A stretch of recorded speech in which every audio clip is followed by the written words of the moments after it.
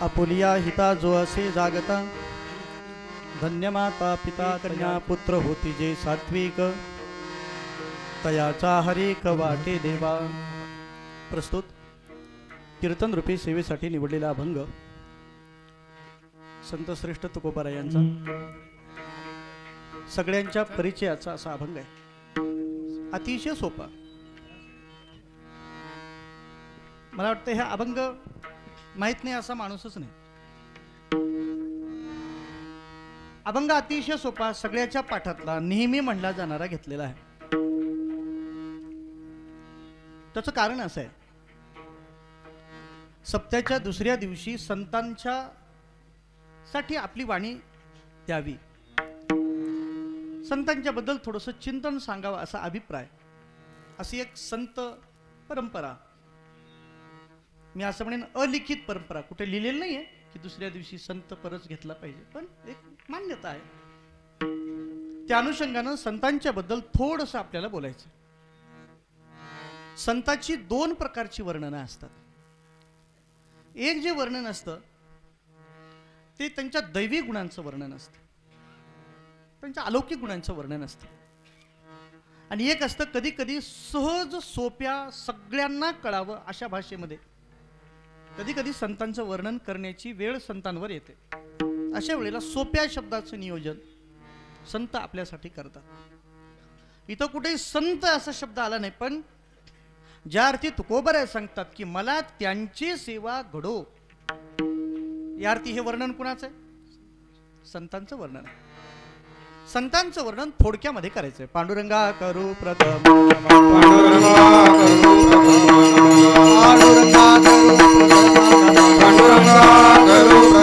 नमन,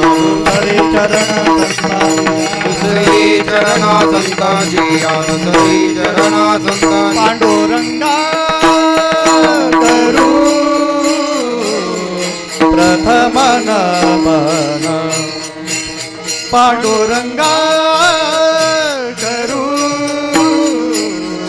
प्रथम नमन, पांडुरंगा करू प्रथम नमन, पांडुरंगा करू प्रथम नमन. दुसरे चरण संतांची या, दुसरे चरण संतांची या, दुसरे चरण संतांची या, दुसरे चरण संतांची या, त्यांचा कृपा कथेचा विस्तारो, त्यांच्या कृपा कथेचा विस्तारो, त्यांच्या कृपा कथेचा विस्तारो, त्यांच्या कृपा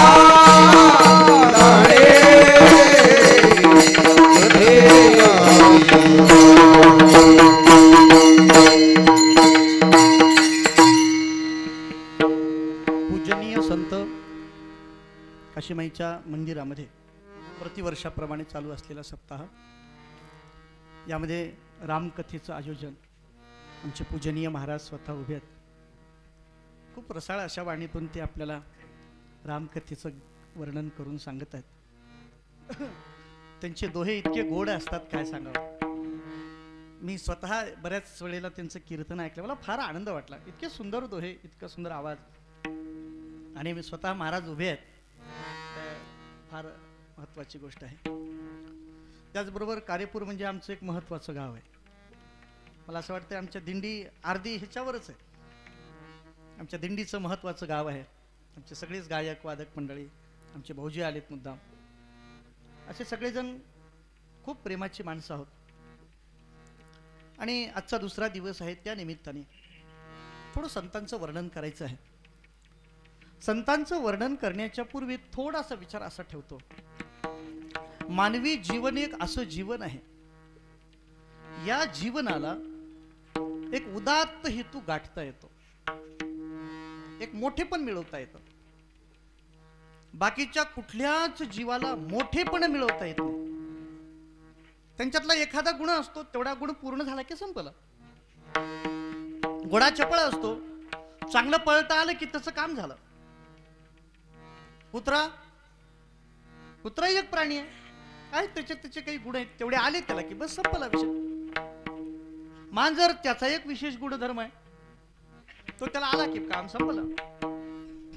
पण एक माणसाचं जीवन असं आहे की ज्या जीवनामध्ये त्याला आपल्यापेक्षा फार उच्च पदवी प्राप्त करता येते. आयुष्याच्या साधने सच्चिदानंद पदवी घेणे. तसं जर बघायला गेलं तर मनुष्याचा देह सगळ्यात हीन दीन आहे, अनुपयुक्त देह आहे. बाकीचे देह उपयोगाला तरी येतात, कुणाचे हाडं उपयोगाला येतात, कुणाचं मांस उपयोगाला येतं, कुणाचे पंख उपयोगाला येतात, कुणाचे दात उपयोगाला येतात, तर माणसाचं काय उपयोगाला येतं. पण मनुष्याने जर प्रयत्न केला तर एक फार मोठेपण मिळवता येतं. आता प्रश्न असा आहे की बाकीच्यांना का मिळवता येत नाही, माणसालाच का मिळवता येतं. बाकीच्याला नाही मिळवता येत का? अहो, जिथं त्याच्या आयुष्याच्या पोटापाण्याची चिंता त्याला मिटवता येत नाही. आपण कुठं राहतो, आपण कुठं बसतो, आपण काय करतो याची ज्याला चिंता राहत नाही, त्याला आपलं जीवन उन्नत व्हावं असा विचार त्या पशूंना येईलच कसा? त्याला येणं शक्य नाही. हे थोडस भान मनुष्य देहामध्ये असतं. पण दुर्दैवानं काही माणसं माणूस म्हणून जन्माला आलेली असताना सुद्धा जनावराच्या पेक्षा खालची वागू लागतात. हे दुर्दैव आहे. बघा, कुठल्या तरी प्राण्याने एखाद्याच्या घरामध्ये जाऊन आग लावली असेल का? लावली असेल का? नाही ना. पण काय सांगा, जनावरावर पेट्रोल रॉकेट टाकून आग लावणं, एवढं खाली माणसाशिवाय दुसऱ्या कुणालाच जाता येत नाही. बरं, रामायणामधला एक प्रसंग आहे. महाराज हनुमंतराय गेले त्या लंकेमध्ये, आणि लंकेमध्ये गेल्यानंतर त्यांनी पाहिलं काही जण पिऊन, काही जण असे विचित्र पडले होते. व्यसनाच्या अधीन झालेले सगळे लोक. रात्रीची वेळ होती, हनुमंतराय बघत होते, कोणी होश मध्ये नव्हतं. काही लोकांनी पिऊनही ते पिलं होतं, आणि काही लोकांनी विषयाची नशा एवढी भरून टाकली होती की बघायचं काम नाही, असे लोक होते. आणि दुर्दैव हनुमंतरायाचं असं होतं की इथं त्यांना प्रत्येकाला बघणं क्रम प्राप्त होतं. ही केवढी मोठी अडचण आहे. शुद्धी करायची नाही, सीता शुद्धी करायची ना. हनुमंतरायांनी सगळी लंका पाहिली. वाईट वाईट वाटायला लागला हनुमंतरायाला. माझं म्हणणं आता ऐका, आपल्याकडे 7 चिरंजीवामध्ये हनुमंतराय चिरंजीव आहेत. समजा हनुमंतराय जर आले आणि सगळे गाव गाव जर आत्ता बघायला लागले तर हनुमंतरायला वाटेल की नाही आपण लंकेतच आलोय म्हणून. केवढं दुर्दैव आहे हनुमंतरायांचं. याच्यापेक्षा क्रूर, याच्यापेक्षा व्यसनाच्या अधीन, याच्यापेक्षा वाईट जीवन लंकेमध्ये सुद्धा नव्हतं. एवढे वाईट जर मनुष्य होत असू लागलं तर मग त्या माणसाच्या जीवनाला काय म्हणावं. तुकोबारायांचे शब्द फार छान आहेत. नाही तरी काय थोडी, नाही तरी काय थोडी, नाही तरी काय थोडी, नाही तरी काय थोडी, तरी काय थोडी, नाही तरी काय थोडी, नाही तरी काय थोडी, नाही तरी काय थोडी. स्वाद सुख रे बापुडी, स्वाद सुख रे बापुडी, नाही तरी काय थोडी, नाही तरी काय थोडी. स्वाद सुख रे बापुडी,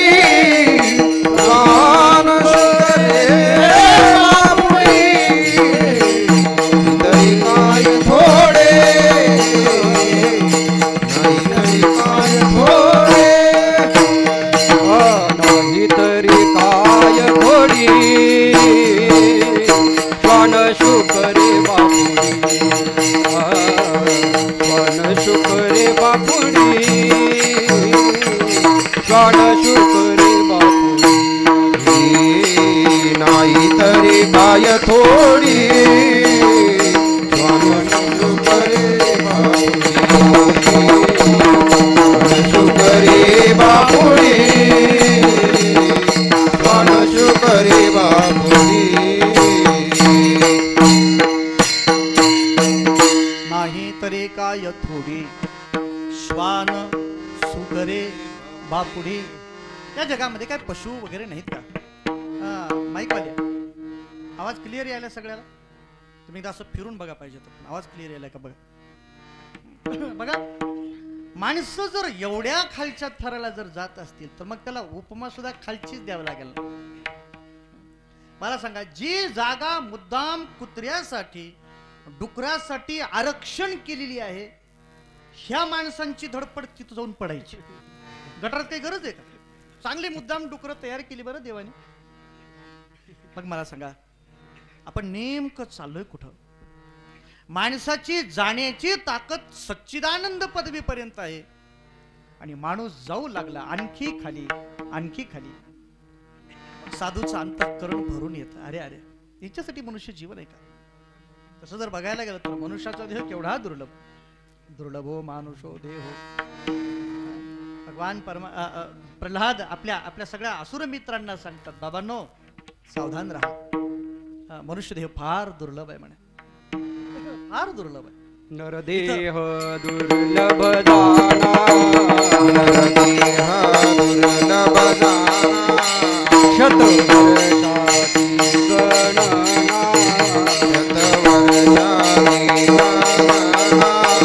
त्यामध्ये दुःख यातना त्यामध्ये दुःख यातना तुम्ही आठवा मधुसूदन तुम्ही आठवा मधुसूदना तुम्ही आठवा मधुसूदना तुम्ही आठवा मधुसूदना. मनुष्य देह दुर्लभ जाणा समजून घ्या, फार दुर्लभ आहे. आणि अल्प आयुष्य आहे. अल्प आयुष्य आहे. किती आहेच किती 100 वर्षाचं आयुष्य. अल्पायुष्य पशुच्या योनीमध्ये विचारलं नाही बरं, मोजलं नाही तुकोबारायाने. संतांनी अल्पायुष्य जे माणसाला म्हणले ना, ते कुत्र्याचं आयुष्य किती, जनावराचं आयुष्य किती, किड्यामुंगीचं, त्याच्या योगाने जो मोजलं नाही. हे अल्पायुष्य जे म्हणले ना, त्याच्यामाने जास्त आहे की नाही? कुत्र्यापेक्षा जास्तच आहे आयुष्य, गाय बैलापेक्षा जास्त. मग अल्प आयुष्य कशाला म्हणलंय? अल्प आयुष्य करताना संतांनी माणसाला जे मोजमाप बसवले ते देवाच्या मध्ये बसवले. ब्रह्मदेवाचं आयुष्य बघा, त्याच्या मानानं माणसाचं आयुष्य बघा. इंद्राचं आयुष्य बघा, त्याच्या मानाने माणसाचं आयुष्य बघा.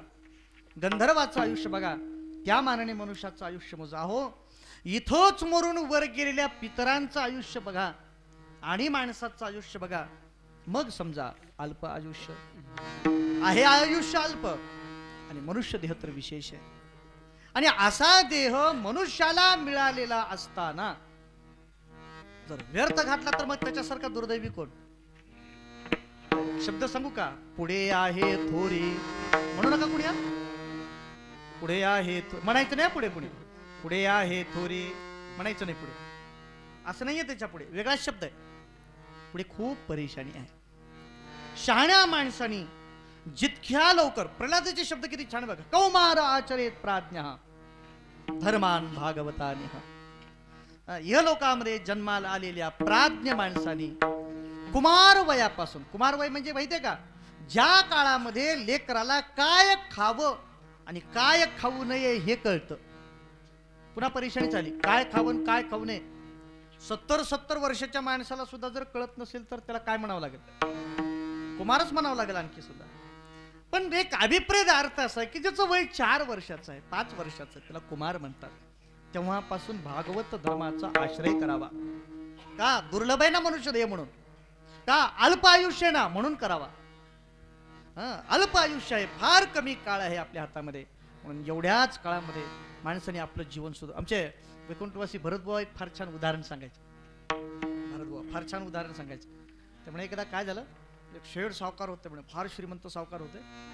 आजूबाजूच्या गावोगाव फिरायला त्यांनी काय केलं होतं, एक पालखी तयार केली होती आणि पालखीमध्ये बसून जायचं. पालखीमध्ये बसून इकडं तिकडं जायचे, यायचे, फिरायचे, काय आपली कामं ती करायचे. पण आता लांब गावाला जर जायचं असेल तर, आता समजा इथल्या आजूबाजूची 4 खेडे करायचे असेल तर पालखीमध्ये जाता येते. पण समजा पुण्याला जायचं असेल तर, लातूरला जायचं असेल तर एवढ्या लांब काय पालखीवर शक्य. मग त्यांनी काय करायचं, इथून पाठीपर्यंत किंवा इथून जे काही पुढचं गाव आहे त्या ज्या गावात बस मिळतात तिथपर्यंत पालखीमध्ये बसून जायचे आणि पालखीत तिथं उतरायचे, गाडीमध्ये बसून जायचं, वापस येऊन पुन्हा वापस त्या पालखीत बसून घरी यायचं. एक दिवशी पालखीमध्ये बसले आणि पाठीवर गेले. तिथून लातूरला जायचं होतं, गेले लातूरला. त्या गड्याला सांगितलं, बाबा संध्याकाळी 4 वाजता गाडी येते, 4च्या गाडीला मी वापस येणार आहे, 4 वाजता तुम्ही येऊन थांबा इथं. 4 वाजता आले, यायचं त्यांना.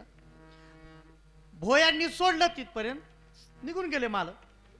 भोई दोघंही घरी येऊन बसले ओट्यावर, त्याच्यामध्ये इकडं तिकडं गप्पा मारत. मोबाईल होता कसं या नाही असं ना, गेम खेळत बसले. दुपारी 2ची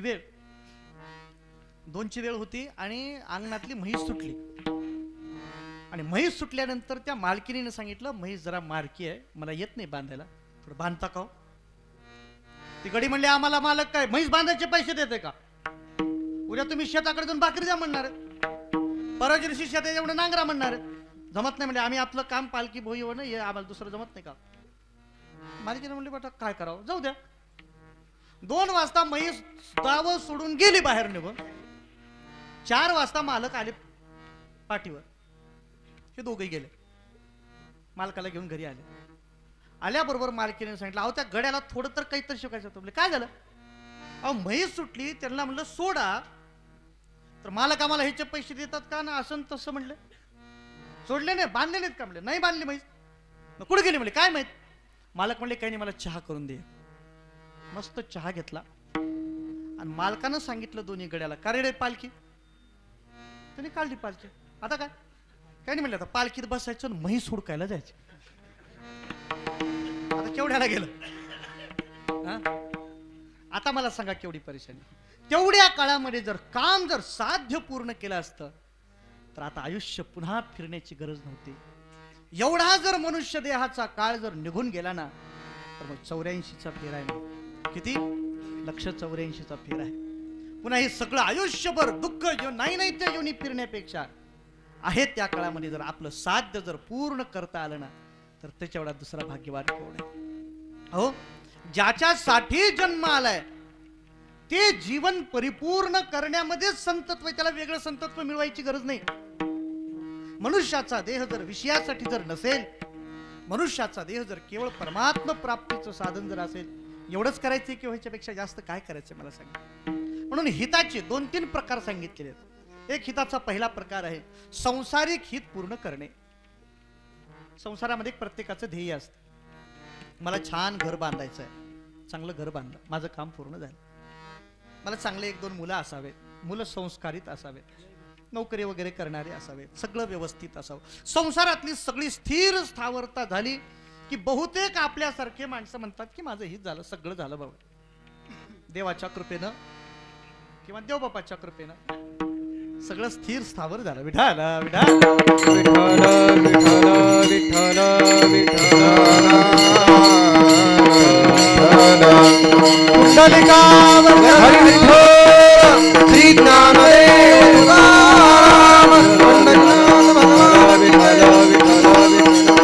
काही लोकांचं असं मत आहे की संसारिक स्थिती सगळी व्यवस्थित झाली की हित झालं असं म्हणा, पण संत सांगतात त्याला हित झालं म्हणता येत नाही. कारण संसारातली कितीही गोष्टी व्यवस्थित झाल्या तरी आणखी काहीतरी शिल्लक राहिलेलं असतं.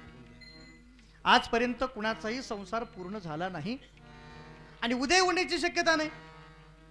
मी तर असं म्हणतो आता ह्याच्या पुढे तर नाहीच नाही. कारण ज्या युगाच्या रस्त्यावर आपण आहोत, कालची वेळ बरी म्हणायची पाळी. अगोदरचे आजार किती चांगले होते हो, कमीत कमी घराच्या बाहेर तर जाऊ देत होते.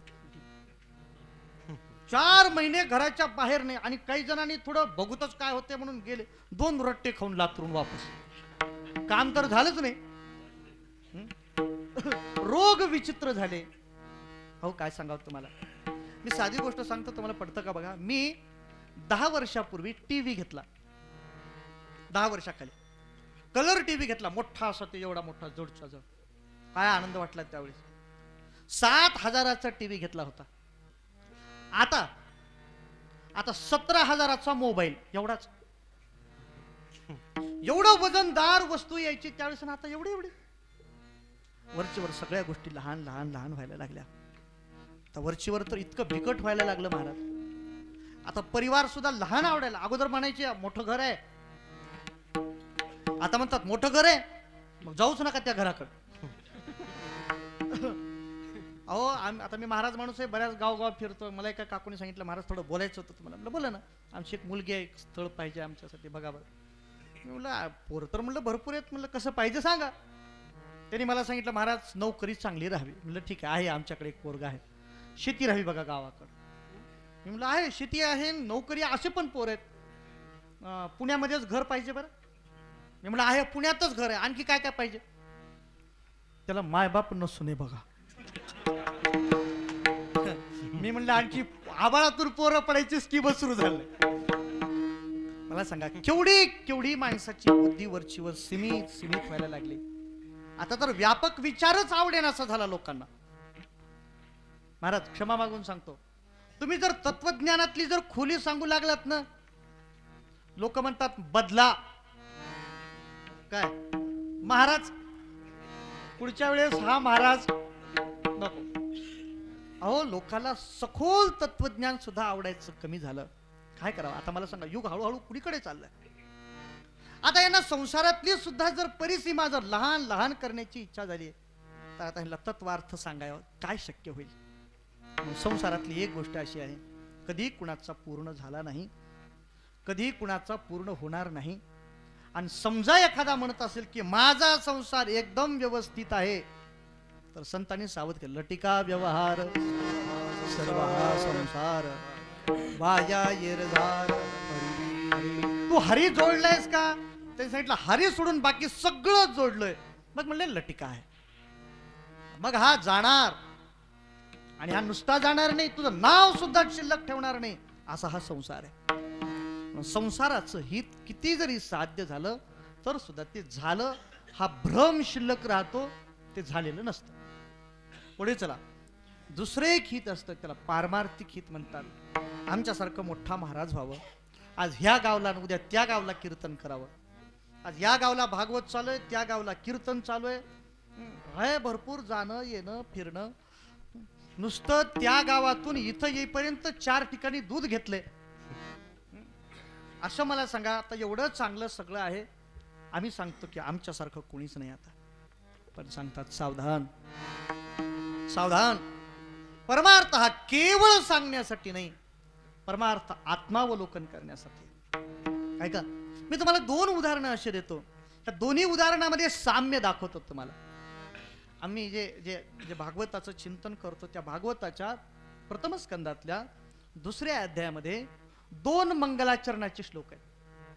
आणि सुतांनी ते दोन्ही श्लोक जे सांगितले ते आपल्या गुरुसाठी सांगितलेत, शुकाचार्यांच्यासाठी सांगितले. बघा पहिल्या श्लोकामध्ये ते सांगतायत की घर सोडून शुकाचार्य निघालेत आणि वडील मागे टाकलेत. पुत्रेति तन्मया तया तरवो भिनेदो तम सर्वभूत हृदयम मुनिमानतोस्मी.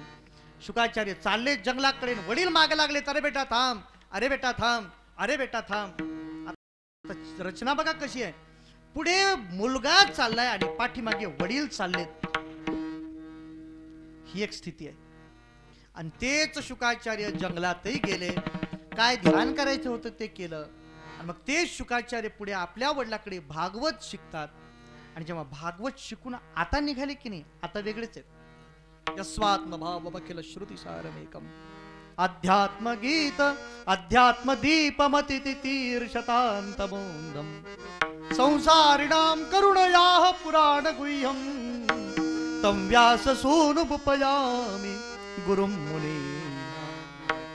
एक शुकाचार्य जंगलाकडे चाललेत, गुहेकडे चाललेत, आणि एक शुकाचार्य भागवत घेऊन लोकांकडे चाललेत. ऐका, जे शुकाचार्य गुहेकडे चाललेत ना, त्यांना सूत ऋषींनी सांगितलं ते मुनी आहेत. आणि जे शुकाचार्य लोकांकडे येत आहेत की नाही, त्याला गुरुं मुनी नाम, ते मुनींचे गुरु आहेत असं म्हणाले. म्हणजे एक शुकाचार्य जंगलात चाललेत आणि एक जंगलातून जगाला भागवत वाटण्यासाठी निघालेत. मला असं वाटतं की जशाला तसं रूपांतर तुकोबारायांच्याकडे लागतं की नाही बघा. एक तुकोबारा भंडाऱ्या माळावर चाललेत कशासाठी? एकांतामध्ये बस इने सुखे रुचे एकांताचा वास गुणाचे तुका गुणा. म्हणे माये कांताचा वास, तुका म्हणे माये कांताचा वास. तुका म्हणे माये कांताचा वास, तुका म्हणे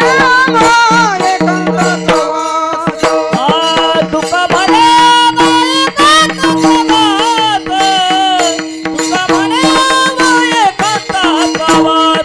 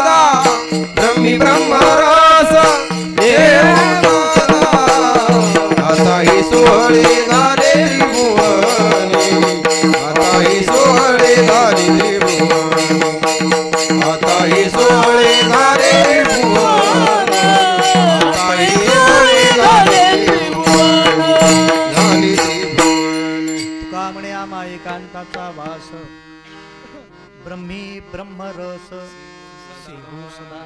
हा आणखी सांगू का? हा थोडा निर्याण प्रसंगातला अभंग आहे. चला असं असू द्या, हरकत नाही. पण तो विषय तोच आहे की आम्ही ब्रह्मरस सेवू. पण ह्याच्यापेक्षा हे जे ब्रह्मरस सेवूचा तर हा एकांतवास म्हणजे वैकुंठाचा आहे. पण तुकोबारायांना जो जो भंडाऱ्या माळावर जातानाचा जो एकांतवास आहे तो थोडा वेगळा आहे. वृक्षवल्ली आम्हा सोयरी वनचरी, वृक्षवल्ली आम्हा सोयरी वनचरी, पक्षी सुस्वरी आळवेते, वृक्षवल्ली आम्हा सोयरी वनचरी. वृक्षवेलींच्या बरोबर राहून अहो काय सांगावं, तिथं तुकोबाराय भंडाऱ्या माळावर बसून भजन करायला लागले. सकाळी गेल्याबरोबर विणा लावायचा. विना 3 वेळेला 3 प्रकारचा लावावा लागतो बरं. सकाळी वेगळाच लावावा लागतो, दुपारी वेगळाच लावावा लागतो, रात्री वेगळाच लावावा लागतो. सकाळचा विना जो असतो की नाही काकड्याचा, मग 3ला लावल्यावर जमत नाही. खर्जचा आवाज पाहिजे त्याला. कसा पाहिजे? काव काव असा खालचा आवाज पाहिजे. दुपारी एकदम असं खालच्या आवाजात बरं दिसत नाही. दुपारचं भजन थोडं मध्यम मध्ये पाहिजे, मधल्या आवाजामध्ये पाहिजे. काळी 2ला चालतंय, काही हरकत नाही. चिव चिव चिव चिव असं भजन. आणि संध्याकाळी जेव्हा गायचंय की नाही कुहू कुहू वरचा आवाज, 3 वेळेला 3 आवाज. त्यावेळेस कुठं मोबाईल होते तुकोबारायांच्याकडे, त्याच्यावर काळी 1चा 2चा स्वर. पक्ष्याच्या आवाजावरून आपला आवाज लावायचा आणि आत्मचिंतन भजन करायचं. हे तुकोबार आहेत. एक कोणते? भंडाऱ्या माळाकडे जाणारे. आणि एक तुकोबार आहेत भंडाऱ्या माळाकडून तुमच्या आमच्या घराकडे येणारे. सकाळच्या पाया माझे दंडवत. आता तुकोबाऱ्या भंडाऱ्या माळावर नाही, तिथून खाली आलेत. शुकाचार्यांच्या मध्ये यांच्यामध्ये काय फरक आहे? आता चिंतन करा. तुकोबारायांचं भंडाऱ्या माळावर जाणं असेल की भंडाऱ्या माळावरून जगातल्या लोकांकडे जाणं असेल, आणि आजचं आमच्यासारख्या महाराज लोकांचं जाणं येणं असेल, फार मोठं अंतर आहे महाराज. तुकोबारायांच्या कुठल्याच तत्वाला आम्ही स्वतःला पारमार्थिक म्हणून घेणारी माणसं जर बसत नसेल तर मग काय उपयोग आहे? मला काय सांगावं. बरेच आमच्यासारखे पारमार्थिक महाराज आहेत, त्यांचं आणि काही नाही नक्की नाही.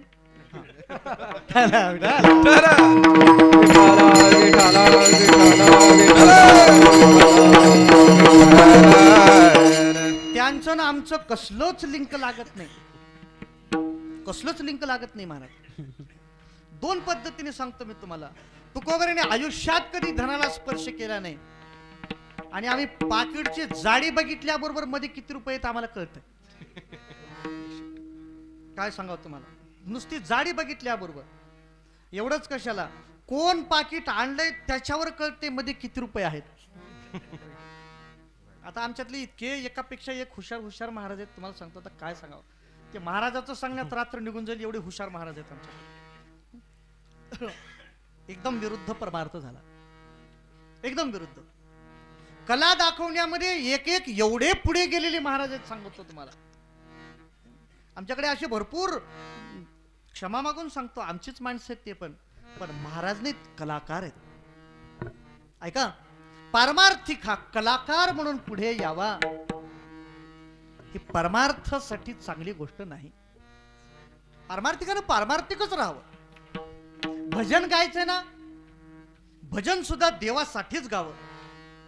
दुनिया सर्व लौकिकातील लाज, सांडुनिया सर्व लौकिकातील लाज, दुनिया सर्व लौकिकाची लाज, दुनिया सर्व लौकिकाची लाज, सांडुनिया सर्व लौकिकातील लाज, सांडुनिया सर्व लौकिकातील लाज, दुनिया सर्व लौकिकाची लाज, सांडोनिया सर्व लौकिकाची लाज, आळवाय दूराज भक्ती भावे, आळवाय दूराज भक्ती भावे, भक्ती भावे पाहुनिया झाडे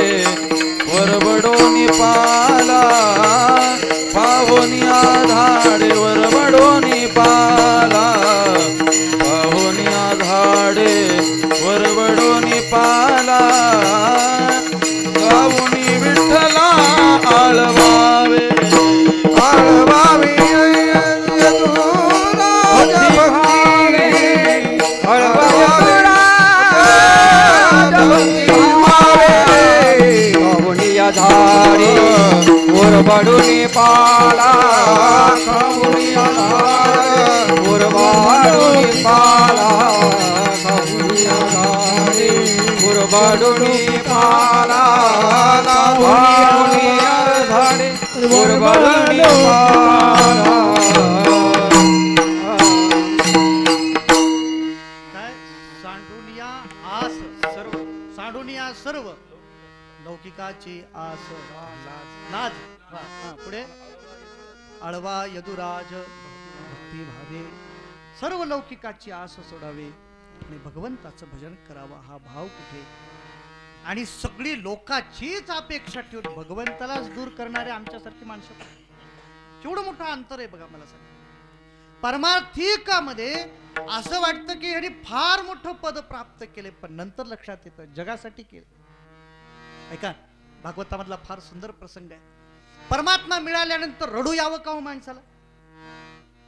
ध्रुवाचं चरित्र आहे महाराज. ध्रुवानी परमात्म्याला प्राप्त केलं, परमात्मा समोर आले, परमात्माने वरदान दिलं, परमात्मा अदृश्य झाले, आणि जेव्हा ध्रुव वापस आला तेव्हा तो रडायला लागला.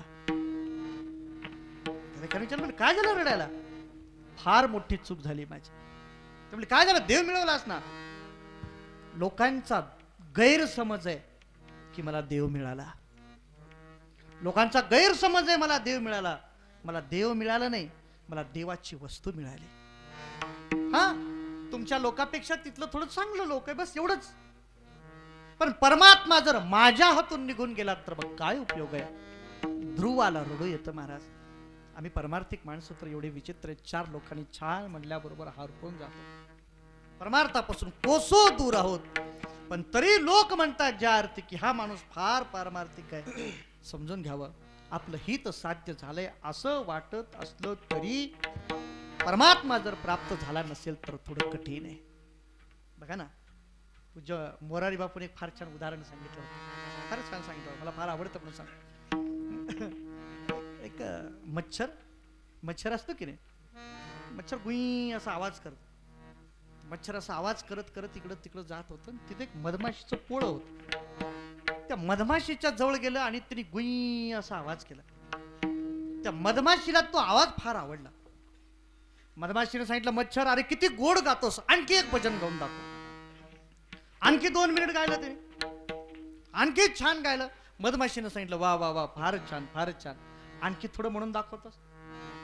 त्यासाठी मला काय म्हणायला काय, त्याला काय तोंडाने थोडंच म्हणायचं, थोडी पंख हलवलं की झाला आवाज तयार. गोड त्याचा आवाज एवढा छान वाटला त्या मधमाशीला. मधमाशीनं सांगितलं वा काय छान आवाज आहे, किती छान गातोस.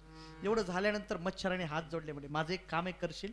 म्हणजे काय, तुझ्याकडे भरपूर मध आहे, थोडंसं मध देतेस मला. कोण म्हणायला लागलं? मच्छर म्हणायला लागला. मधमाशीनं सांगितलं धिक्कार असो तुझ्या गाण्याचा, मधासाठी गात होतास वय. मला वाटलं परमात्म्याने आवाज गोड दिलाय म्हणून परमात्म्याचंच गुणानुवर्णन करत असशील. हे काय घडलेली घटना असेल का, सोडून द्या विषय. पण सांगण्याचा उद्देश आहे का की भगवंताच्या साठी जर आपली साधना जर समर्पित केलेली जर असेल तर समजून घ्या आपल्या परमार्थाचं हित झालं आहे. महाराज आयुष्याच्या आयुष्य परमार्थासाठी गेलेली माणसं आहेत की ज्यांनी सगळं आयुष्याचं ध्येयच ठेवलं की केवळ परमात्म्याची प्रसन्नता. आणि असं जर आयुष्य एखाद्याचं जर गेलं असेल तर समजावं या माणसाने आपल्या जीवनाचं कल्याण करून घेतलं. हे हे हे कल्याण आहे. बाकीच्या माणसाचं कल्याण नावाचं कल्याण आहे. त्याला खऱ्या अर्थाने आपल्या जीवनाचं कल्याण झालं असं म्हणताच येत नाही. आणि हे दुसऱ्यांनी कोणी करून भागत नाही, त्याच्यासाठी आपणच करावं लागतं. आपणच त्याच्यासाठी सायास करावे लागतात, फार प्रयत्न करावा लागतो. परमार्थिक होण्यासाठी फार प्रयत्न करावा लागतो. म्हणून हे लेकराच्या गोष्टी नाहीत असं म्हणाले तुकोबा. हे लेकराच्या गोष्टी नाहीत, तिथं फार मोठा सायास करावा लागतो, फार मोठा प्रयत्न करावा लागतो. असा जर एखादा प्रयत्नवादी जर असेल, कशाचा, संसाराचा नाही, कशाचा, संसाराची कला जगाला दाखवण्याचा नाही, कशासाठी, जर केवळ परमात्म प्राप्तीचं जर हित आपल्या जीवनामध्ये जर दृढतेने जर धारण करणारा जर असेल, तुम्हाला खरं सांगू का, तो माणूस श्रेष्ठ ठरतो. काय नवल आहे. धन्य माता दयाची धन्य माता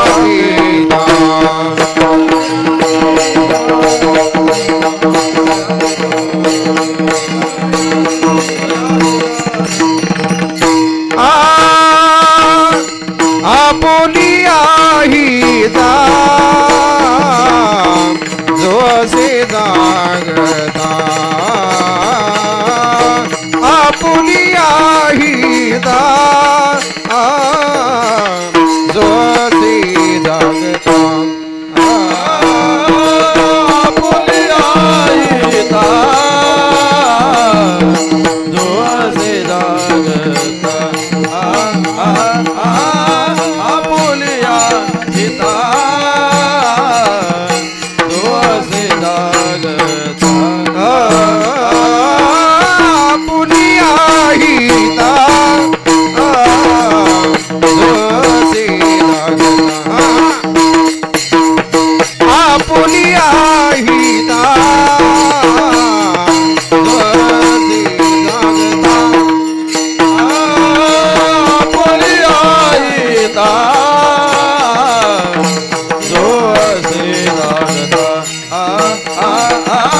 आपुलिया हिता जो असे जागता. धन्य माता पिता तयाची, धन्य माता पिता तयाची, कुळी कन्या पुत्र होती जे कुळी कन्या पुत्र होती जे साथी.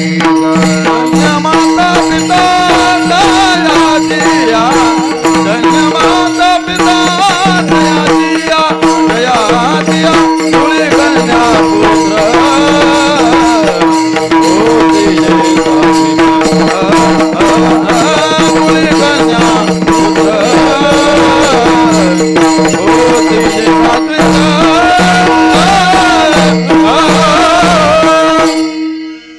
आपुलिया हिता जो असे जागता. आपल्या हितासाठी जो जागा असतो त्याचे आई वडील धन्य होतात म्हणून. मी तुम्हाला एक उदाहरण सांगतो बघा. दशरथ महाराज, आपण तर तुम्ही रामचरित्रच ऐकतात त्याच्याबद्दल काही विशेष नाही, पण तरी बघा दशरथ महाराजांचं जर आयुष्य बघायला गेलं तर अंतिम क्षण तर फार बिकट आहे, नाही का? एक तर स्त्रीवर आसक्त आहे, पहिली गोष्ट. दुसरी गोष्ट भगवंताला दूर ढकलणारा आहे. तिसरी गोष्ट मृत्यूच्या वेळेला आपला एकही मुलगा जवळ नाही असं मरण आहे. चला, तुम्ही जर सुमित्रेचा जर विचार केला तर तिना मोठी पत्नी आहे ना आवडती पत्नी आहे, तिच्यामुळे ती उगा एक बरोबर राहणारं पात्र आहे. हे दोन्ही पात्र जर बघायला गेले तर थोडेसे विचित्र आहेत. थोडस काय करावं लागेल असं म्हणायसारखे. पण दोन्ही पात्र विशेष ठरले का? त्याचं कारण असं आहे, लक्ष्मण हे त्याचं कारण आहे. रामायणाची एक विशेषता आहे, तुम्ही याच्यातल्या कुठल्याही व्यक्तीला केंद्र तयार करू शकता आणि सगळं चरित्र त्याच्या बाजूला लिहू शकता. रामाला केंद्र करू शकता, तुम्ही सीतेला केंद्र करू शकता, तुम्ही जनकाला केंद्र करू शकता. अहो, तुम्ही रावणाला सुद्धा केंद्र करून रामचरित्र सांगू शकता. कोणालाही केंद्र करा. आता जर तुम्ही लक्ष्मणाला जर केंद्र बनवला तर बघा ना, लक्ष्मणाने आपलं उभं आयुष्य जागत काढलं. 14 वर्ष जो बाबा झोपलाच नाही. कारण फक्त एवढंच होतं, आईकडे गेला. आई, मी चाललोय दादाच्या बरोबर. आईने सांगितलं ठीक आहे, कशासाठी चाललास? दादाला 14 वर्षाचा वनवास आहे, मलाही जायचंय त्याच्याबरोबर. बेटा जा, पण ऐक, आईचे शब्द ऐका. आई सांगते, पण राम आणि सीता या दोघांच्या बद्दल स्वप्नात सुद्धा अंतःकरणामध्ये कलुषित भाव येऊ देऊ नकोस. आईना फक्त एवढाच प्रश्न विचारला, आई स्वप्न कधी पडतं? जागा असताना तर मला काही होणार नाही याची गॅरंटी आहे, पण स्वप्न कधी पडतं? आईने सांगितलं, झोपल्यानंतर काय भरोसा कधी स्वप्न पडेल. मग आई ठरलं आपलं, आजपासून वनवासाहून वापस येईपर्यंत हा पठ्ठ्या झोपणारच नाही. महाराज काय सांगावं, काय आयुष्य बनवून दाखवलं लक्ष्मणाने, काय अलौकिक जीवन तयार करून दाखवलं लक्ष्मणाने. त्याला म्हणावं, धन्य माता पिता.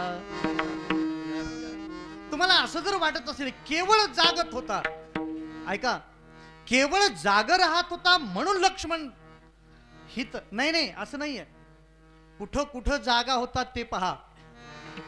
तुम्ही रामचरित्राचं जर वर्णन केलात, ऐकलात, तर तुम्हाला असं जाणवेल, रामचरित्रामध्ये 4 नगरीचं वर्णन आहे. 4 नगरी आहे. एक आहे अयोध्या नगरी, दुसरी आहे किष्किंधा नगरी, तिसरी आहे मिथिला नगरी, आणि चौथी रावणाची लंका नगरी, नाही का? 4 नगरी आहेत. आता थोडस चिंतन करा, ह्या 4 नगरी उगा गावाचे नावं नाहीत, या 4 मध्ये काही विशेषता आहे. पहिली अयोध्या नगरी, हे आहे धर्माचं प्रतीक, हे धर्माचं प्रतीक आहे. मिथिला नगरी हे मोक्षाचं स्वरूप आहे. धर्मनगरी अयोध्या, मोक्ष नगरी मिथिला. किष्किंधा नगरी आहे की नाही, ते कामाचं प्रतीक आहे. आणि कंसाची रावणाची जी लंका आहे ना, ती अर्थाचं प्रतीक आहे. धर्म, अर्थ, काम आणि मोक्ष अशा 4 नगरी आहेत. आता बघा, राम प्रभू अयोध्येमध्ये राहतात. रामाची अयोध्या हीच आवडती नगरी आहे. नित्य रामाला राहायचंय, ती अयोध्येतच राहायचं आहे. का? रामो विग्रहवान धर्म. राम हा धर्माचा मूर्तिमान विग्रह आहे, मूर्ती आहे, पुतळा आहे. आपल्याकडे कधी मूर्ती असते की नाही? कशाची आणतो आपण? दगडाची आणतो, एखादी तांब्याची आणतो, एखादी पितळेची आणतो. आता कल्पना करा, काही जण मेणाच्या पुतळे तयार करतात. तसं धर्म नावाची एक वस्तू आहे मेणासारखी किंवा दगडासारखी, आणि तिचा जर पुतळा तयार केला तर कसा दिसेल? मूर्तिमंत रामासारखा दिसेल. राम धर्मनगरीत रमतात. मला इथं फारसं सांगायचं नाही. राम मिथिलेमध्ये एकदाच जाऊन येतात, पुन्हा जात नाहीत.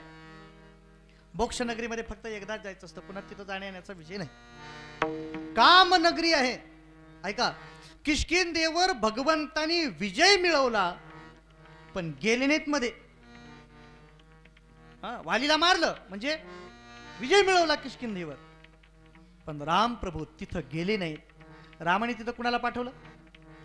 लक्ष्मणाला पाठवलं. जा आणि तेवढा राज्याभिषेक करून ये. ऐका, लंकेवर परमात्म्याने विजय मिळवला. म्हणजे कुणावर?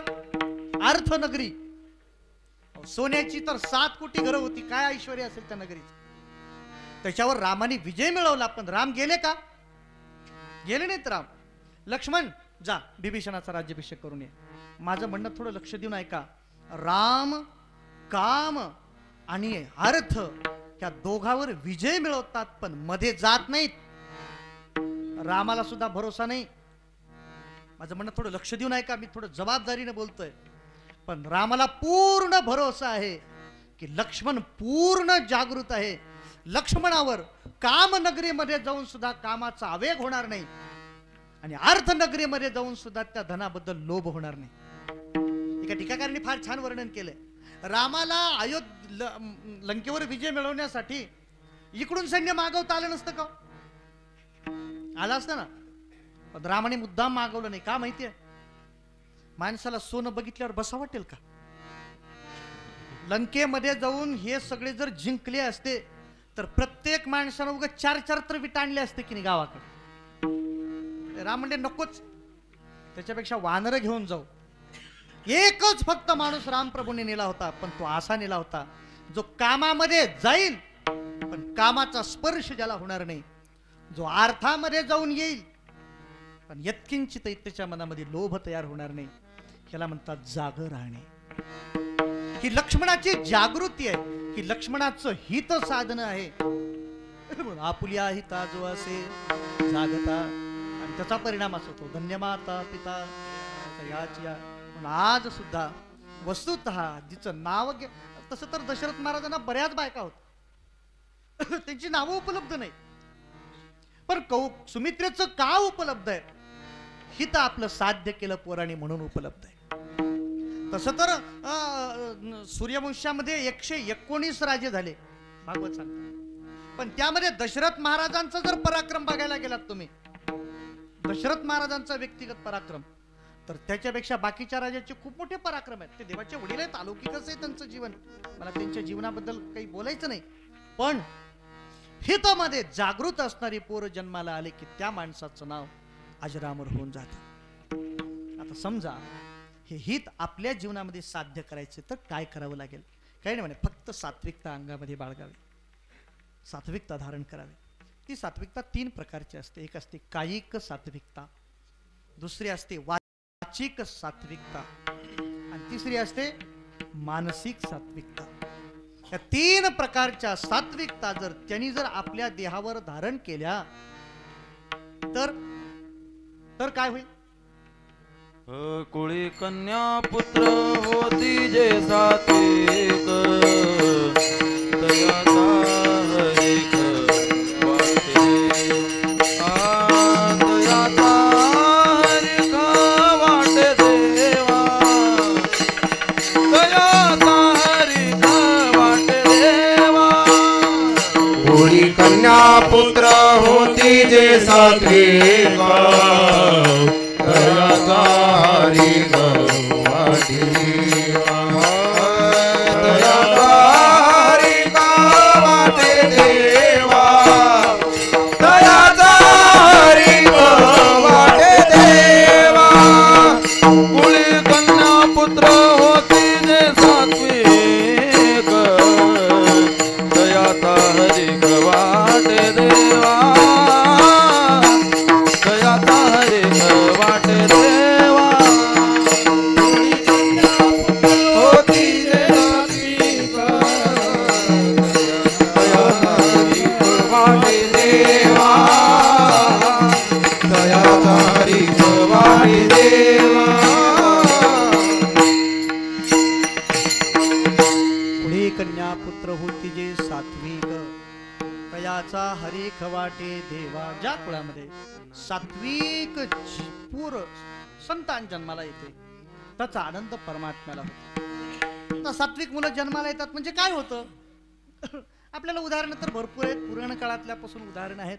पहिली गोष्ट अशी आहे की माणसाच्या कर्मामध्ये सात्विकता असावी. कर्माचं सात्विकता, शरीराची सात्विकता ही कर्माची सात्विकता असते. आपल्या शरीराने जे जे कर्म व्हायचं ना ते सात्विक कर्म व्हावं. म्हणजे काय, म्हणजे काय व्हावं. मी पुन्हा भागवताचं एक छोटंसं उदाहरण देतो तुम्हाला. त्याच्यामध्ये तिन्ही गुण एकत्र आले की नाही बघा. एके दिवशी यशोदेच्या समोर सगळ्या गवळणी आल्या ना आपलं गारणं सांगायला लागलं. यशोदे तुझ्या पोराला काहीतरी सांग. यशोदे कृष्णाचे सांगावे गोकुळी राहावे की जावे. राहावं का जावं सांग. यशोदेने विचारलं काय झालं. ह्यांनी सांगितलं माझ्या घरी अशी चोरी केली, माझ्या घरी एवढं लोणी खाल्लं, माझ्या घरी एवढं तही खाल्लं, माझ्या एवढं घरी एवढं असं असं केलं. यशोदेने सगळ्याची समजावणी केली, सगळी जिकडं तिकडं गेले, पण यशोदेला दिवसभर करमलंच नाही. का बरं माहितीये का बरं करमलं नाही यशोदेला. यशोदा विचार करत होती हे पोरग गल्लीत सगळ्याच्या घरी जातं, गावात सगळ्याच्या घरी जातं, लोणी चोरून खातं, त्याच्यासाठी कधी कधी गोपिकेचा मार खातं, कधी कधी गोपिकेच्या शिव्या खातं, पण घरातलं खात नाही. नियमानं जर बघायला गेलं तर घरातलं न खाता बाहेरचं आवडावं ही तर कलियुगातली पिढी आहे. थोडं उशिरा का असणं पण बऱ्याच जणांचं लक्ष. अजिबात घरातलं आवडत नाही. महाराज काय कमाल असं. आणि इतके विचित्र लोक असतात की नाही. ते म्हणे बरं मला काही माहित नाही महाराज, मला माझ्या हॉटेलचा काही संबंध नाही कसलाच कुठं. पण ज्या हॉटेलमध्ये असं लिहिलेलं असतं घरच्या सारखं जेवण मिळेल तिथं जाऊन जेवतात पण घरचं जेवत नाही. काय विचित्रपणा असेल. यशोदा म्हणली हे कलियुगातलं आता कस काय आले पोरग. तिला कळेच ना असं काय व्हायला लागलं. घरचं का खात नसेल. तिचा आक्षेप बाहेर खातो याच्याबद्दल ठीक आहे, लेकरूच आहे खाईल त्याच्या, पण घरात दिलं तर खात नाही. अहो आईने छान वाटीमध्ये दिलं लोणी, नुसतं लोणी दिलं नाही त्याच्यात पिठी साखर टाकून दिली. खा रे कृष्णा मला भूकच नाही. आणि 10 मिनिटांमध्ये ती बाई सांगत आली अहो तुमच्या पोर काय ते बघा सगळे मडकच घेऊन गेले त्यांनी लोण्याचं. काय कमाल हे पोराचं. यशोदेला दिवसभर करमलेले सारखं ह्याच विचारात घरचं खात नाही बाहेरचं का खात असेल. आणि दिवस संपला आणि यशोदेच्या लक्षात आलं की अरे गलत त्याची नाही चूक आपली आहे. काय चूक झाली होती माहिती आहे यशोदेकडे. यशोदेची अडचण काय होती माहिती का. यशोदेच्या हाताखाली 5-25 दासी होत्या. एका दासीला सांगायचं जागा तेवढं दूध घेऊन ये, तिनं 5-7 जणीला बरोबर न्यायचं दूध काढून आणायचं. दुसऱ्या 4-5 दासीच्या मागे कामच एवढं होतं. आणलेलं दूध तापवायचं आणि ठेवून द्यायचं. विरजन लावलं संपलं का. कालचं विरजन लावलेलं आज 10 गोपिकेच्या पाठीमागे एवढंच काम होतं. घुसळण करून त्याचं लोणी काढायचं कडवायचं. आणि 8-10 गोपिकेच्या पाठीमागे काम होतं त्याचं तूप तयार केलेलं नेऊन विकणे वगैरे वगैरे काय असेल ते. यशोदेनीच्या लक्षात आलं की हा असा प्रॉब्लेम झालाय देवाचा. तो बाहेरचं याच्यासाठी खातो की त्याला मी केलेलं कुठं देते. म्हणजे होतंय काय बाकीच्याच गोपिका लोणी करतात ही मी त्याचं ते लोणी घेऊन देते. नाही आवडत परमात्म्याला. परमात्म्याला कोणतं आवडतं माहितीये आपण तयार करावं. भागवतामध्ये स्वतंत्र एक अध्यायभर चिंतन केलं. एकदा ग्रहदासीषु यशोदानंद गेहिनी कर्मांतर नियुक्तासु निर्ममंथ स्वयं दधी. एकदा गोपिकेनी यशोदेनी सगळे काम बाकीच्या गोपिकेला लावले आणि निर्ममंथ स्वयं दधी आणि दधी मंथन मात्र स्वतः करायला लागले. आता काय झालं माहितीये देवाला थोडी भूक लागली. किती लागली. थोडी भूक लागली पण घरापर्यंत यावं एवढी लागली नाही. आईनं नुसतं मंथन केलं नाही. करता करता यानी यानी ह गीतानी तद बालचरितानि च दधी निर्मंथले काले स्मरंती तानि गायत. जे जे गीत लेकरांना खूप आवडतात असे परमात्म्याचे गीत ती गायला लागली. कृष्णाला आवडणारे भजन 2 प्रकारचे भजन असतात बरं. एक माणसाला आवडणारे असतात आणि एक कृष्णाला आवडणारे असतात. काही काही भजन देवाला अजिबात आवडत नाहीत. अलीकडे गवळणी निघाल्यात बघा. अलीकडच्या काळात निघालेल्या गवळणी कुठल्याच गाथ्यात नाहीत. कुठलं माठाला जाऊ द्या कशाला सांगायचं तुम्हाला सगळ्याला माहितच असेल. कुठंच नाही त्या गवळणी. त्या कुठून कुठल्या गवळणी काढलेत कुणाला माहित. ते गवळणी परमात्म्याला आवडत नाही. परमात्म्याला सात्विक शुद्ध गवळणी आवडतात. आता जी गायला लागली ना यशोदा ती देवाला आवडणारी गाणी गायला लागली. ऐका मंथन करते कुणासाठी देवासाठी. गीत गायला लागली कुणासाठी कृष्णासाठी. आणि एवढं 2 करून भागत नाही. तिनं आपलं मनही परमात्म्यामध्ये लावलं. स्मरणती ती गोपिका यशोदा आज कृष्णाचं स्मरण करायला लागली. आणि काय सांगावं तुम्हाला, असं थोडाच वेळ केलं हो. असं किती वेळ केलं? थोडाच वेळ केलं. आणि काय सांगावं, परमात्म्याला भूक लागली असं ओरडत परमात्मा आले, आई मला आधी खायला दे. मला पुढचं सांगायचं नाहीये, मला फक्त एवढं सांगायचं आहे की जो आपल्या कर्माला परमात्म्याला आवडणाऱ्या रूपामध्ये परिणत करतो की नाही, सहज कर्मे ती झाली ब्रह्मार्पण.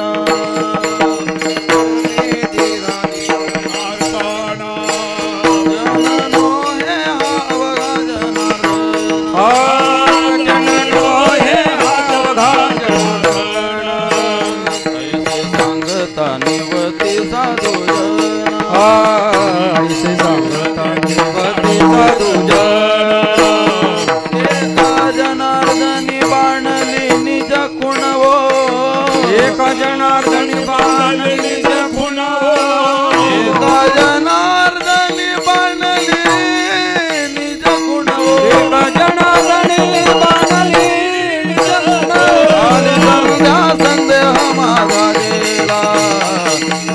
संध्या संदेह माझा गेला. झाली संध्या संदेह माझा गेला. झाली संध्या संदेह माझा गेला. कसं आहे, शाळेत शिकलेले पोर आहेत तुम्ही वारकरी संस्थेमध्ये. आमचं कसं आहे माहिती आहे का, मी आधी भागवतकार आहे मग कीर्तनकार आहे. मी ज्यावेळेला पहिल्यांदा भागवत सांगत होतो की नाही, पहिल्यांदा ज्यावेळेस कीर्तन करायला सुरू केलं, मला रूपा पाहत आलोचनी एवढा एकच अभंग येत होता. आणि कसं आहे, मला भजन करायला उभं केलेला कीर्तनकार आहे मी. तसं भागवतकार आहे पण कीर्तन. आणि शाळेत शिकलेली जी पोरं असतात त्यांना पूर्ण सगळं त्याचा अभ्यास असतो. सगळ्या अभंग वगैरे भरपूर, पाठांतर जास्त असतं. संस्कृतचे 4 श्लोक जास्त वाढवा म्हणलं तर वाढवू शकतो, पण हे प्रमाण अवघड आहे. पण मला खूप आवडलं. कुठलं? सहज कर्मे सहज कर्म ती झाली ब्रह्मरूप. बघा आता जर बघायला गेलात तुम्ही, लेकरासाठी लोणी काढणं हे काय फार मोठं कर्म आहे का? आणखी सोपं सांगतो, 1 माळ जप सोपं आहे का पोराला लोणी काढून देणं सोपं आहे? 1 माळ जप. मंदिरामध्ये जाऊन येणं सोपं आहे, मंदिरामध्ये जाऊन येणं सोपं आहे का घरी बसून रामकृष्ण हरी म्हणणं सोपं आहे? बघा ना किती सहज साधं सोपं कर्म आहे. पण ते कर्म सात्विक असल्या कारणाने काय झालं, ते कर्मच ब्रह्मरूप झालं. ते कर्मच ब्रह्मरूप झालं. म्हणून उद्धवांनी सुद्धा सगळ्या गोपिकेला प्रणाम करून सांगितलं, काय कमाल आहे म्हणे, जे आम्हाला तपस्या, दान, धर्म, जप, स्वाध्याय आदी करून मिळतं, ह्याच्याने मिळवायचं आहे काय? कृष्णे भक्ती साध्यते. कृष्णामध्येच भक्ती साध्य, कृष्ण भक्तीच तर साध्य करायची आहे. आणि ती तर तुम्हाला सहज प्राप्त. योगिया मुनी जनादानी रे, योगिया मुनी जनादानी. योगिया मुनी जनादानी. योगिया मुनी जनादानी. ते सुखासनी जयनी, ते सुखासनी जयनी. ते सुखासनी जयनी, ते सुखासनी जयनी. ते सुखासनी जयनी. हरि सुख पावले रे, हरि सुख पावले रे, पावले रे. ते सुखासनी जयनी, हरि सुख पावले, हरि सुख पावले रे, हरि सुख पावले रे. जी गोष्ट स्वप्नात सुद्धा महात्मा पुरुषांना भेटत नाही ना. भागवतात आणखी एक प्रसंग आहे बरं, फार छान प्रसंग आहे. आता मला आठवायला लागलं. जाऊ दे, आपल्याला काही वेळेचं बंधन नाही म्हणे आज. तुम्हाला माहिती की नाही आजच्या कीर्तनाची वेळ? दररोजचे कीर्तन जे असतात ते 9-11 पर्यंत असतात. पण एकादशीचं जे कीर्तन असतं की नाही ते 9 ते पहाटेपर्यंत असतंय. नियम आहे की नाही? पहाटेपर्यंत कीर्तन असते. म्हणजे त्याच्यामुळे तुम्ही टेन्शन घेऊ नका, मी बरोबर पहाटे काकड्याच्या वेळेला सोडणार. आपल्याला काय, आमच्याकडे 2 गोष्टी, आता आमच्याकडे दोन्ही पार्ट्या भारी झाल्यात. एक सांगायला मागे पुढे बघायचा महाराज नाही, आणि एक प्रमाण द्यायला मागे पुढे बघायचे महाराज नाही. त्याच्यामुळे काही टेन्शन नाही. पण काळजी करू नका, मी वेळेत सोडणार आहे. कारण मी तिकडं 3 तास कथा सामने आलोय, आणि परत उद्या आणि उद्या पुन्हा समाप्तीची असल्यामुळे थोडं लवकर आहे कथा, त्याच्यामुळे मुक्काम करून निवांत जावं असं पण नाही, म्हणून मी वेळेत सांगणार, संपवणार, काळजी करू नका. असो, मी सांगत होतो की ज्या वेळेला त्या ऋषीपत्नी भगवंताला जेवायला नेऊन देतात आणि वापस येतात, त्यावेळेला ते ऋषीलोक म्हणायला लागले काय कमाल आहे, आमच्यात आणि तुमच्यातला फरक तरी बघा. यासाम नासाम द्विजाती संस्कारो न निवासो गुरावपी न तपो नात्ममीमांसा. तुमच्यात आणि माझ्यातला फरक बघा म्हणा. आमच्यासारखं तुम्ही 12 वर्ष गुरुच्या घरी पण राहिला नाही. आमच्यासारखी दररोज 1200 गायत्रीचा जपही करत नाहीत. आमच्यासारखं 4-4 वेळेला स्नानही करत नाहीत तुम्ही. पण काय सांगावं, तुम्ही देवाला खाऊ घालू शकलात आणि आम्ही देवाला ओळखू सुद्धा शकलो नाही. त्याला काय म्हणतात, सहज घडलेलं कर्म सात्विक झालं की ते देवाला आवडतं. आणि सायासाने केलेलं बाकीचं कर्म ठीक आहे, प्रयत्न चांगला आहे, प्रयत्न चांगला आहे, पण देवाला आणखी आवडलेला नाही. असं जर सात्विक कर्म करणारा असेल, एक दुसरी गोष्ट सात्विक वाणीचा असेल, त्याची वाणी सात्विक असते. शब्द जैसे कल्लोळ अमृता साचा नेमाळ मी तुले आणि रसाळ. शब्द जैसे कल्लोळ अमृताचे किंवा मधुरा वाणी मोठी गामणे भावपोटी. किंवा एक क्षेपक अभंग आहे बरं, एक शोपक. मनाचा निर्मळ वाचेचा रसाळ त्याच्या गळा माळ असो नसो. आमचे विष्णू महाराज आहेत पाठीमाग, भलतो पाठांतर त्यांचं, ते तुमचं त्यांचं चांगलं जमायसारखं आहे. मी आपल्या बाजूला झालो का मग काय सांगा तुम्हाला. मनाचा निर्मळ असावा, सोडा बाजूला आपला विषय. वाचेचा रसाळ, रसाळ वाणी असावी, ज्याची वाणी रसाळ असते. आणि रसाळ कुणासाठी, लोकाला भुलवण्यासाठी नाही, परमात्म्यासाठी रसाळ असावी. त्याचं कीर्तन जगाला आवडो न आवडो, जगत चालकाला आवडावं, बस एवढी अपेक्षा आहे. अशी सात्विक वाणी जर एखाद्या भक्ताची जर असेल, मुखी अमृताची वाणी, मुखी अमृताची वाणी, मुखी अमृताची वाणी, मुखी अमृताची वाणी, मुखी अमृताची वाणी, मुखी अमृताची वाणी, मुखी अमृताची वाणी, अमृताची वाणी. देह देवाचे कारणी, देह देवाचे देवाचे कारणी, मुखी अमृताची वाणी, मुखी अमृताची वाणी. देव देवाचे कारणी, देव देवाचे कारणी, मुखी अमृताची वाणी, मुखी अमृताची हे अमृताचे वाणी, देह देवाचे कारणी. असो आपली वाणी सात्विक असावी, आपली वाणी रसाळ असावी, आपली वाणी परमात्म्याला आवडणारी असावी. बाकी मग शब्द थोडे मागे पुढे झाले तरी चालतात, असं माझं म्हणणं नाही, असं नारदांचं म्हणणं आहे. तद्वाग विसर्गो जनताग विप्लवो यस्मिन् प्रतिश्लोकमबद्धवत्यपि नामान्यनन्तस्य यशोऽङ्कितानि यत् शृण्वन्ति गायन्ति गृह्णन्ति साधवाः. त्याच्यामध्ये थोडे शब्द मागे पुढे झाले तरी सुद्धा साधू लोक आनंदानं गातात. एक माझं निरीक्षण आहे बघा, सर्वज्ञ लोक आहात आपण, सगळे जाणकार लोक आहात.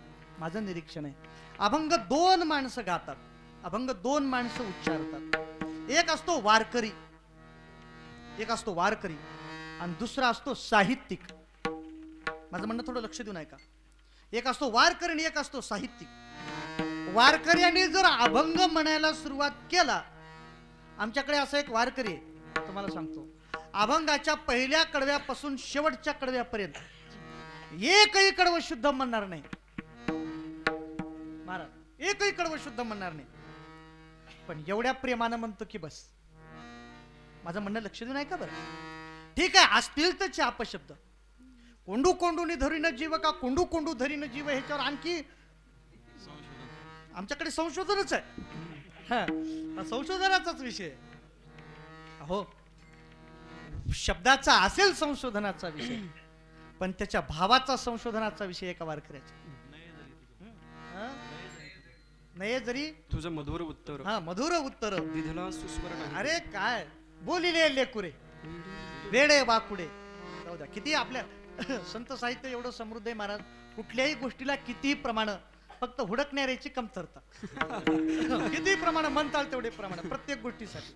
चला, माझा म्हणण्याचा उद्देश समजून घ्या. एक वारकरी आहे, त्याचे शब्द थोडे मागे पुढे असू शकतील तरी सुद्धा परमात्म्याला गोड आहेत. पण साहित्यिक जर असेल तर त्याला एक अक्षर सुद्धा मागे पुढे करता येत नाही. शब्द सोडा, त्याला शब्द सुद्धा मागे पुढे जर केलं तर फार मोठा अपराध आहे तो. पण तो अपराध वारकऱ्यासाठी नाही. का नाही? शुद्ध वाणीचा आहे, त्याची भावपूर्ण वाणी असते. बाकी तो काय गातो सोडून द्या विषय. सो त्याची वाणी शुद्ध असते, वाणी सात्विक असते. एक कर्म सात्विक असतं, दुसरं वाणी सात्विक असते, आणि तिसरं कर्म. मन तर काय सांगावं, चित्त जैसे गंगा जळ. त्याचं चित्त तर एवढं पवित्र असतं, एवढं स्वच्छ असतं. आता काय काय सांगावं त्याच्या चित्ताला. त्याचं एवढं चित्त शुद्ध असतं की देव त्याच्या हृदयात येऊन राहतो. एवढं काय साठविणार आहे हृदय संपुष्टी, बाहेर दाखुटे करारे निर्मळ तुका म्हणे चित्त करारे निर्मळ करारे निर्मळ येऊनी गोपाळ येऊनी गोपाळ राहे ते राहे तिथे. आता काय सांगावं तुम्हाला. आता मलाही द्यावंच वाटेल एक प्रमाण. देऊच का. निवसत्य हृदितेशाम श्री हरेर भक्ती रेखा. ज्याच्या हृदयामध्ये शुद्ध भक्ती राहते की नाही. हरिरपी, आता प्रमाण, हरिरपी निज लोकम सर्वथा तो विहाय प्रविशती हृदितेशाम भक्ती सूत्रोपनद्धा. हरी सुद्धा आपलं निज वैकुंठ सोडतो आणि त्याच्या हृदयामध्ये येऊन राहतो. काय सांगावं तुम्हाला. फक्त शुद्ध चित्त करणं आवश्यक आहे. आणि चित्त जर शुद्ध असेल ना तर मग काय सांगावं. पग घोंगरू बांध मीरा नाची रे. अहो वडिलांनी सांगितलं आता भजन बस करतेस की नाही. त्यासाठी माझं भजन बंद होत नाही. मग घे विष पी. मीराबाईने ते विष घेतलं आणि प्यायला सुरुवात केली. पिऊन टाकलो. विष का प्याला राडा रे भेजा पीबत मीरा हासी रे पीबत मीरा हासी रे पग घुंगरू बांध मीरा नाची रे. तुम्ही म्हणाल ह्याच्यात काय विशेष आहे. ह्याच्यातच विशेष आहे. विष पिल्यानंतर नियमाने काय व्हायला पाहिजे. नियमाने काय व्हायला पाहिजे. माणूस तडफडायला पाहिजे. आधी अँब्युलन्स बोलवा म्हणायला पाहिजे. आधी लातूर गाठा म्हणायला पाहिजे. पण मीरा काय म्हणते. मीरा तर भगवंताचं भजन गायला लागली. नुसतं गात नव्हती, पायामध्ये घुंगरू बांधून मीरा नाचायला लागली. मीरा नाचून नाचून बेभान झाली. काही घंटे गेल्यानंतर मीराला थोडी जाग आली. मीरा खाली बसतात आणि मीराबाई खाली बसल्यानंतर मग रडायला लागल्या. लोक म्हणले विष थोडस बहुतेक थोडं स्लो पॉइझन होतं. काही सगळे विष लगेच बाधत नसतात, काही हळूहळू बाधतात. 2 तासानंतर बहुतेक ह्या विषाचा असर व्हायला लागला. मीराबाईने सांगितलं मी त्याच्यासाठी रडत नाही. मग त्यामुळे सगळ्याचं तुमचं लक्ष माझ्याकडेच आहे. त्यामुळे हो आहेच, आम्ही पाहतच होतो विषाचा तुझ्यावर काय परिणाम होतो. विषाचा परिणाम इकडं झाला नाही म्हणे, विषाचा परिणाम तिकडं झाला. तिकडं म्हणजे ते म्हणे बघा ना मूर्ती पांढरी शुभ्र स्फटिकाची मूर्ती, पण काळी भोर झाली. प्रयत्न केला सगळ्यांनी समजून घेण्याचा, ती काळी का झाली असेल. मीराने सांगितलं कारण एवढंच की तो तिथं कुठं राहत होता. तो इथं राहत होता. परमात्मा इथं राहत होता म्हणून तर त्या विषयानं तो काळा झाला. त्याला म्हणतात हृदयामध्ये परमात्म्याने निवास करणे. सावता महाराजाचं एक फार छान प्रमाण आहे बरं. वैकुंठीचा देव आणूया कीर्तने. आम्ही वैकुंठातला परमात्मा इथं आणू शकतो. कशाच्या बळावर. भगवंताचं भजन करणं. भगवंताचं शुद्ध सात्विक भावनेने जेव्हा आम्ही भजन करतो, काया वाचा मनाने जेव्हा भजन करतो की नाही, तयाचा हरिक वाटे देवा. आणि मग काय होतं. एक वेळ भानुबिंबी ही नसे. देव म्हणतात मी भानुबिंबातही नाही. योगियाची मानसे उमरडोली जा. योगाचं मनही मी सोडून पलीकडे जातो. योग्यांच्या ध्यानी ध्याता ना तुडसे. योग्यांच्या मनात सुद्धा न येणारा नाही का, नाहम वसामी वैकुंठे योगिनाम हृदये अपि मदभक्ता यत्र गायन्ति तत्र तिष्ठा विना.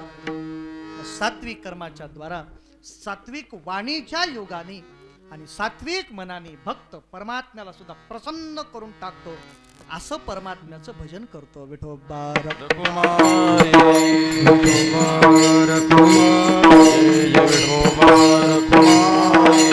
विठोबा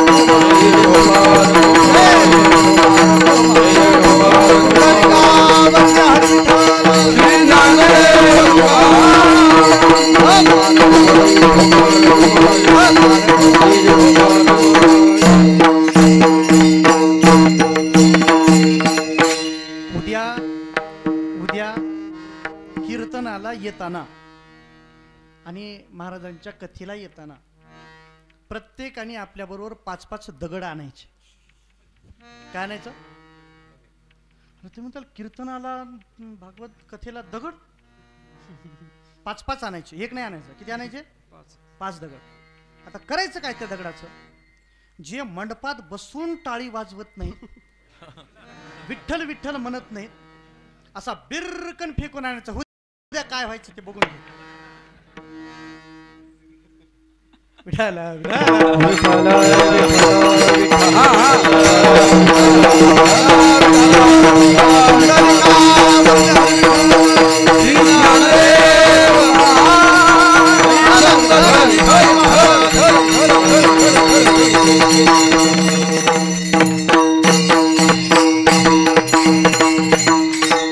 हनुमंत महाराज कॅन्सल.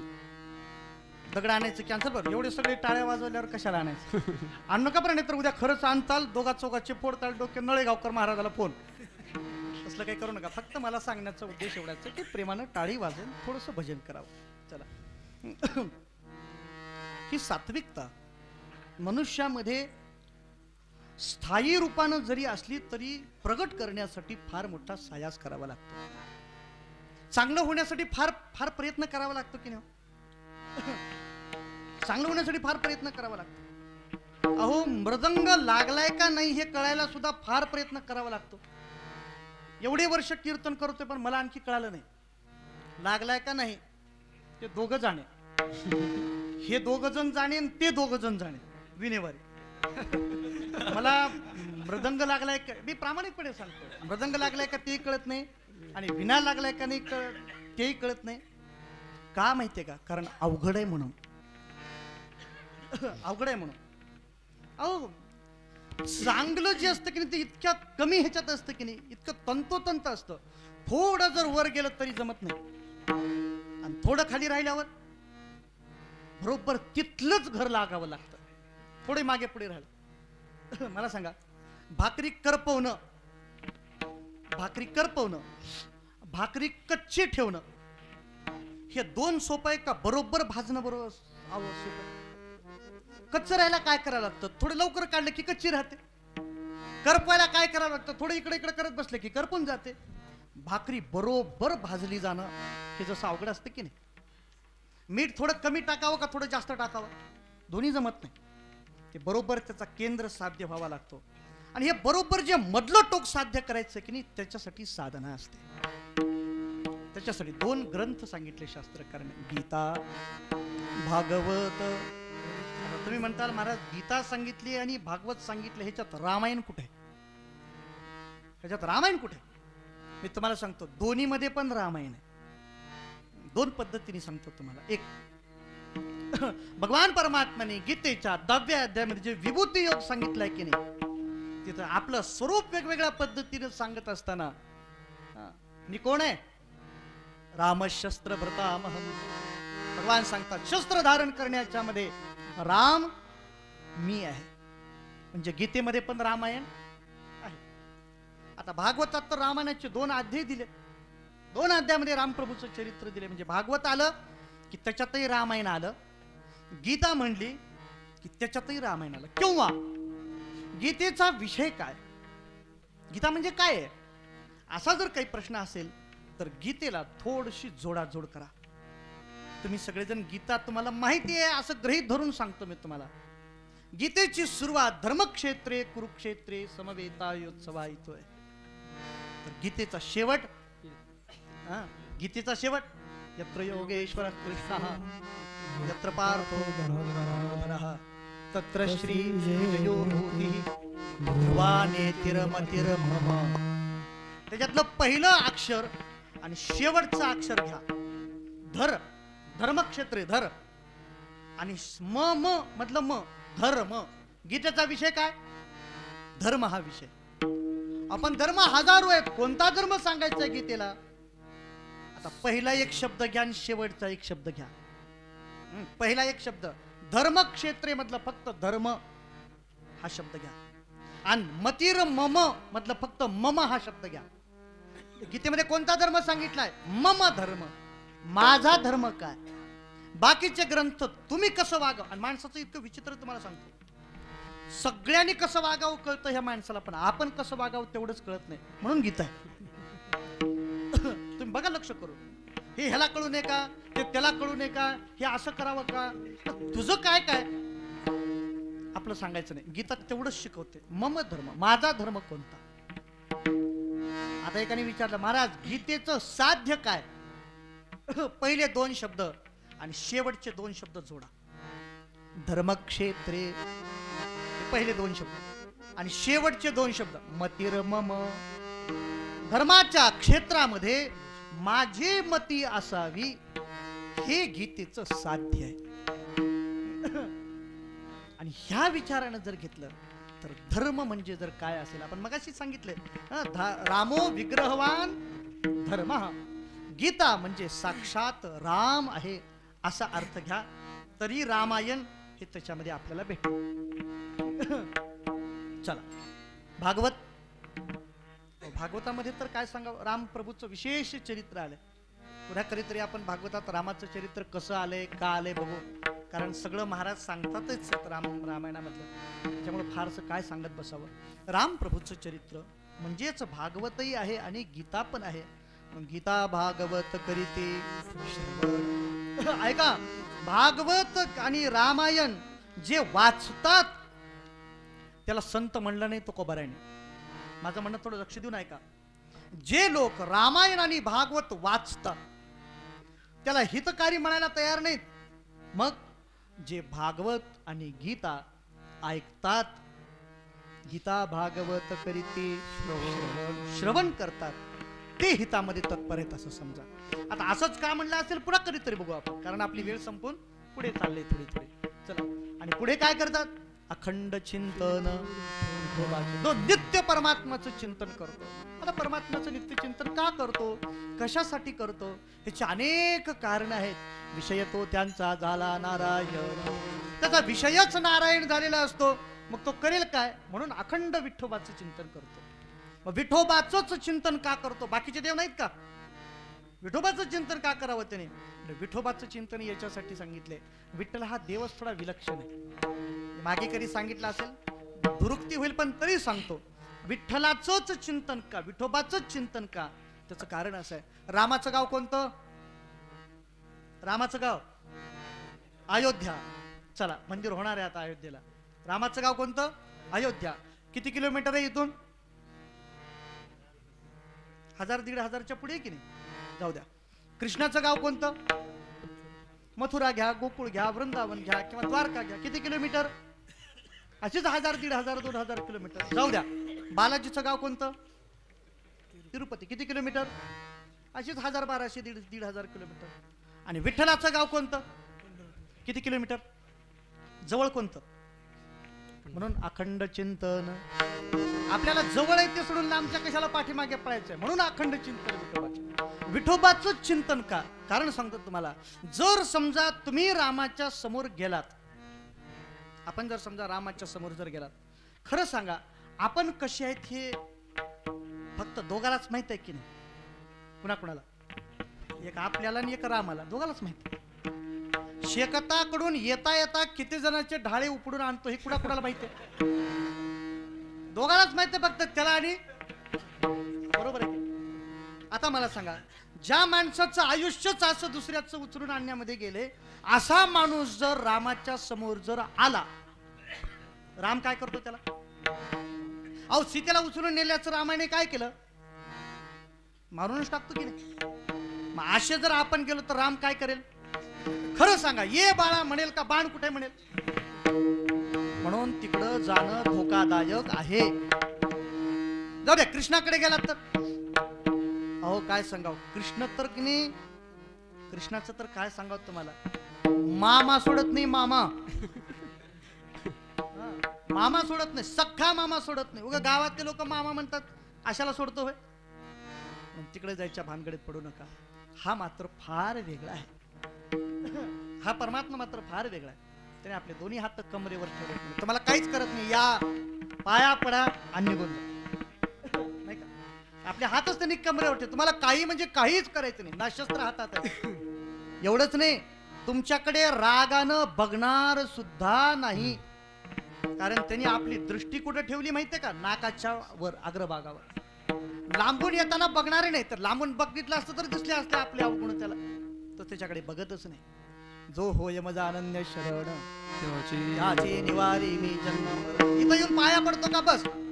मग तो कसा का असे ना, मूढ पापी जैसे आणि तैसे असा परमात्मा आहे. म्हणून अखंड चिंतन विठोबाचे. आता विठोबाच का? अहो सगळे देव याच्याकडेच येतात ना. गरुडावन काय त्रिशूळ डमरू घेऊन आला गिरजेचा कांत, ब्रह्मादिक ते पण तिथं येऊन उभे राहतात. अहो स्वर्गातले देव सुद्धा, सरोवराची दाटी होते त्याच्या दरवाजामध्ये, सगळेजण जातात ना. आपणही जाणं काय फरक पडायचा आहे? म्हणून विठोबाचे. विठोबाचंच का? विठोबाचं नाव फार गोड आहे म्हणे. जिव्हे गोड तीन अमृत जयास.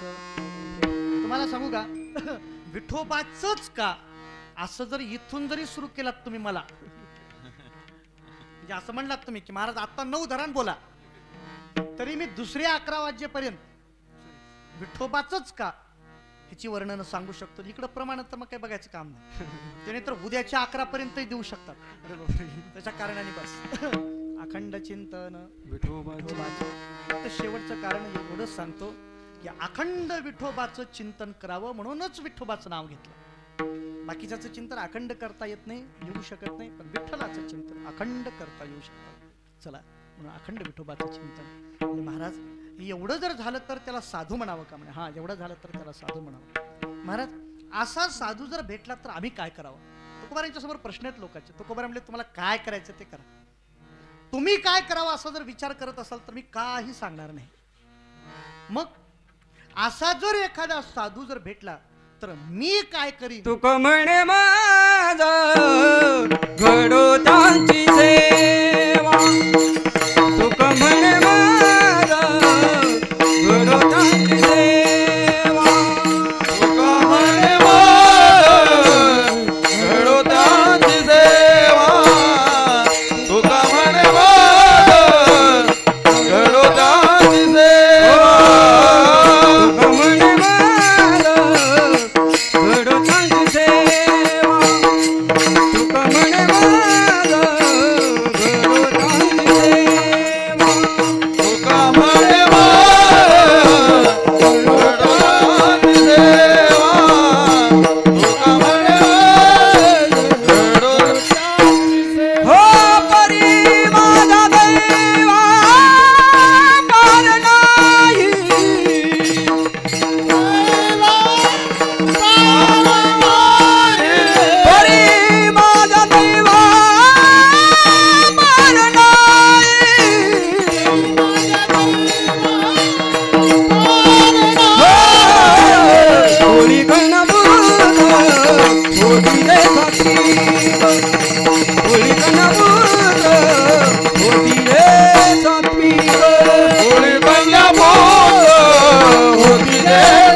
का पुत्र होती देवात का